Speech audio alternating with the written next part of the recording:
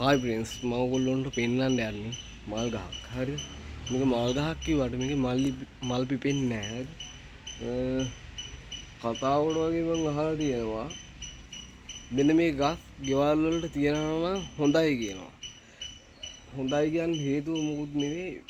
මේ ගස් හිටවුවාම සල්ලියේම හිඟ වෙන්නේ නැල්ලු. ඇත්තද බොරුද කියන්න දන්නේ නැහැ. සල්ලියේම නම් හිඟ වෙන්නේ නැල්ලු.